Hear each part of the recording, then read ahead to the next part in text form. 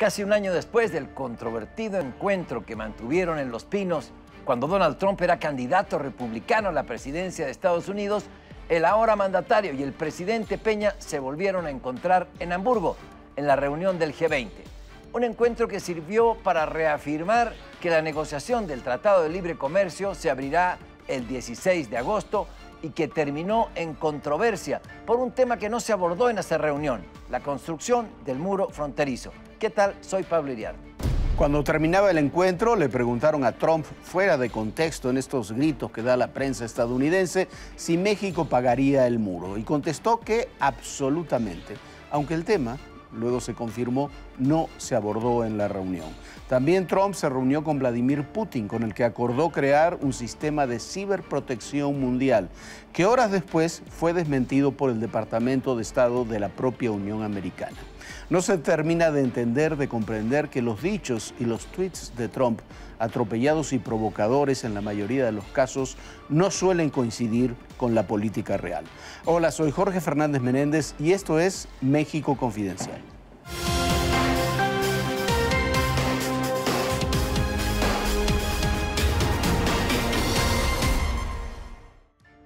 Fue la primera reunión internacional de este nivel de Donald Trump, la reunión del G20 en Hamburgo. Sirvió también para el primer encuentro del presidente Peña con Donald Trump como presidente en funciones de los Estados Unidos, prácticamente un año después de aquel encuentro, aquella reunión que habían tenido en Los Pinos cuando Trump todavía era candidato. Pero quizás, Pablo, en todo esto lo que hay que destacar es la enorme distancia que hay entre estos tweets o dichos de Donald Trump con lo que se termina negociando en realidad con México o con otros países. Sí, en efecto, en el caso de México es evidente, aunque yo esperaría el inicio de las negociaciones a partir de agosto del Tratado de Libre Comercio, a ver cómo trae la mano Estados Unidos, si la trae con el efecto que ha hecho la presión de los grupos interesados en sostener el Tratado de Libre Comercio en Estados Unidos en los términos en que está, o la trae con la idea de Trump de hacer un tratado ampliamente ventajoso para los Estados Unidos y lesivo para México. Eso hay que verlo.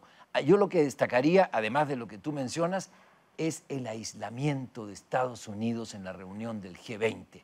Eran 1 y 19, es decir, estaban los Estados Unidos solo, Trump en una esquina sentado, enojado, enfurruñado, y el resto de los 19 mandatarios conversando, dialogando, etc.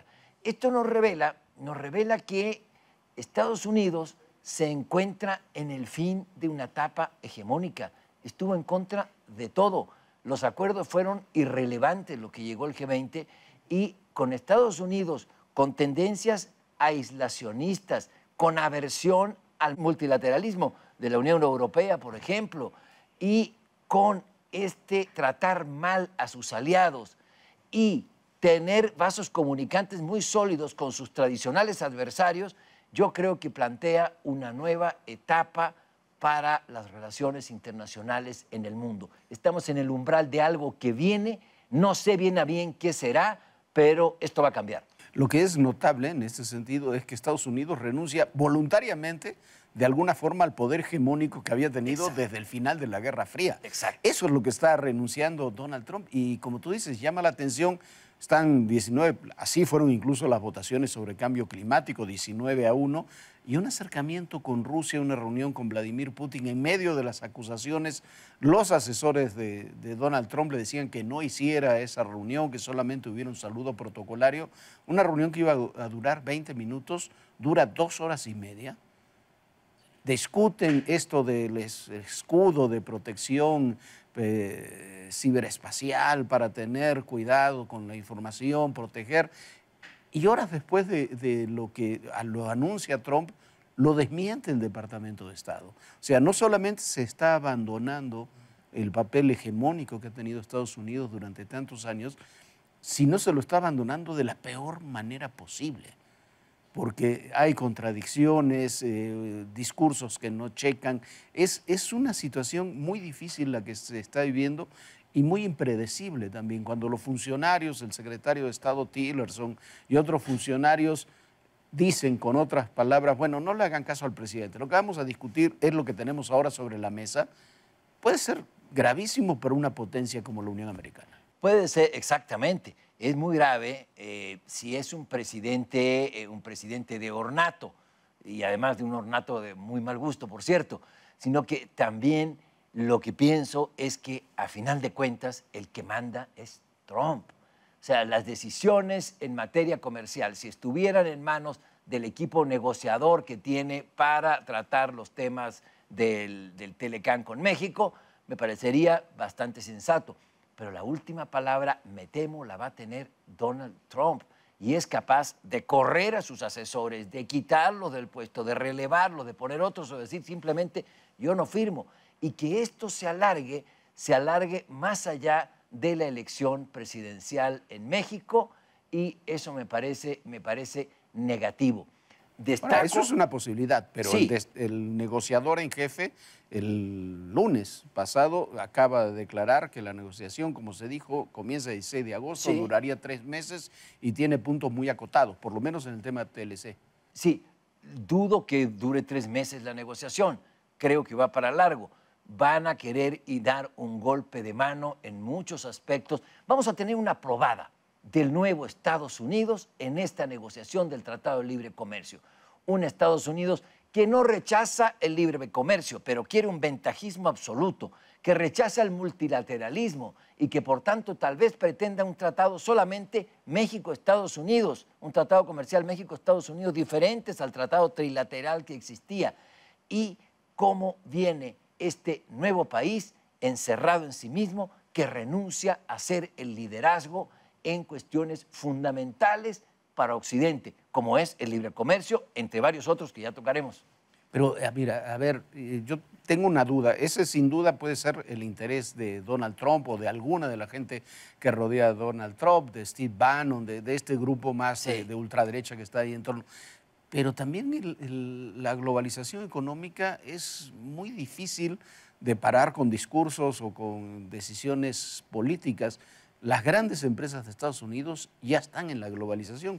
Lo vemos ahora en el tema automotriz. Estos meses han sido de un crecimiento notable, de crecimiento a las exportaciones en Estados Unidos, de crecimiento con el superávit de Estados Unidos. Sí, de hecho estamos, con todo y que se haya llevado Ford, el Ford Focus a China, estamos exportando más automóviles que antes, a pesar de Donald Trump. Eso es una realidad. Es decir, los hechos, el propio impulso de la interacción mundial nos va a llevar a que el libre comercio, oponerse a él es como oponerse a la ley de gravedad, citando a un clásico ya difunto, por cierto, don Fidel Castro. Pero no quiero ser triunfalista.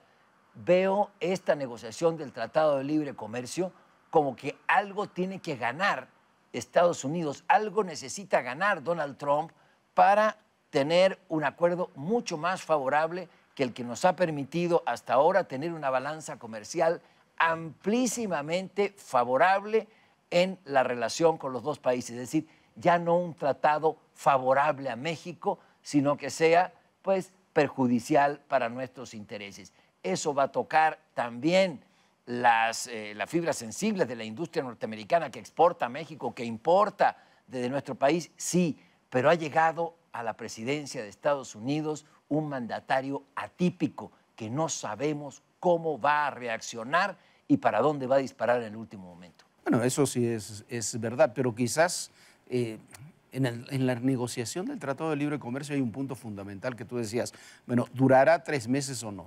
La que dure 3 meses o no significa que llegue la renegociación del Tratado de Libre Comercio al proceso electoral en México. También en Estados Unidos. Sí. No le conviene a ninguno de los dos países, pero sin duda nuestro proceso electoral es mucho más complejo.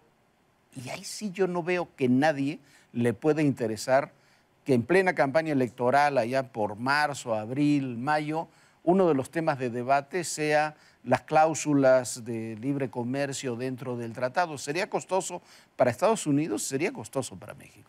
Sí, sería costoso para Estados Unidos y para México, pero tal vez no para Donald Trump. Donald Trump es un antinafta. Siempre sostuvo que el Tratado de Libre Comercio con México era el peor de la historia que había firmado el gobierno de los Estados Unidos y el señor Clinton, etc. Bueno, eso en Estados Unidos pega, es un argumento vendedor. La palabra NAFTA es prácticamente una mala palabra en los Estados Unidos, un término peyorativo en el común de la gente, porque entró en el imaginario colectivo, que es el responsable de muchas de sus desgracias, y empalmarlo con la elección presidencial, tal vez en los cálculos de los halcones de Washington, va a ser favorable para Donald Trump si llegan con una posición de fuerza, una posición dura. Es lo que pienso, no quiere decir que así vaya a ser, pero le veo ese riesgo. Pero también está la otra hipótesis de que haya una negociación acotada donde estén reglas de origen, propiedad intelectual, los 4 o 5 temas que se están negociando, incluso el tema migratorio lo puso Manford, este hombre, el que encargado de la parte comercial, que va a estar encargado del tema comercial, y lo puede vender. También como puede vender, no vamos a firmar el tratado, lo puede vender Donald Trump como que hemos reformado completamente el tratado y tenemos algo completamente diferente. Eso es posible. Es posible, las dos son posibles. Hemos reformado el tratado, aunque solamente haya sido un arreglo de maquillaje. Y lo otro, hemos dicho no al NAFTA porque era el peor acuerdo y es el que se te ha llevado a ti, estadounidense, a perder el empleo y a que pierdan tus salarios porque todo se hace más barato en México, donde se pagan sueldos de hambre. Es decir, ese discurso vende mucho en los Estados Unidos. Pero volviendo al tema del G20... También en México, ¿eh? También en México. Como, por supuesto claro. que sí, en la campaña Sí, claro. presidencial en México ya quiero ver algunos hablando sobre lo que siempre han estado en contra, el TLC, y que es una aberración, pero vende mucho electoralmente, como tú bien señalas. No quisiera dejar pasar, sí, el tema del papel de Estados Unidos en este nuevo mundo. Sí viene un nuevo orden mundial. ¿Cómo se va a insertar México en una interrelación global que, como tú señalabas, no tiene ya o no tendrá ya a Estados Unidos como país hegemónico con el papel que tuvo desde el fin de la Guerra Fría hasta ahora? Adiós al tema derechos humanos, adiós al tema democracia, adiós al tema multilateralismo, adiós al libre comercio abierto. Es decir, estamos ante un cambio de era y adiós a Estados Unidos como el líder de Occidente. Está enfurruñado en una esquina. La metáfora del señor Trump en la reunión del G20 es clarísima. En una esquina, solo. Ese es el líder de Occidente. No, se acabó. No, esa metáfora se une a otra, que se levante el señor Donald Trump para sus reuniones bilaterales y que deje a su hija Ivanka en la silla del presidente de Estados Unidos cuando no tiene ningún cargo representativo para hablar por el presidente de los Estados Unidos, por hablar por el propio gobierno de los Estados Unidos. No solamente se aleja, lo termina siendo un país que actúa en forma provinciana ante todos esos temas. A ver qué es lo que sucede con Estados Unidos. Cambia la era, eso es indudable. Sí. Cambia la era y estos acuerdos Rusia-Estados Unidos también pueden cambiar los equilibrios de fuerza con la Unión Europea y con Asia. Pero bueno, se nos acabó el tiempo. Gracias, Pablo. Gracias a todos ustedes.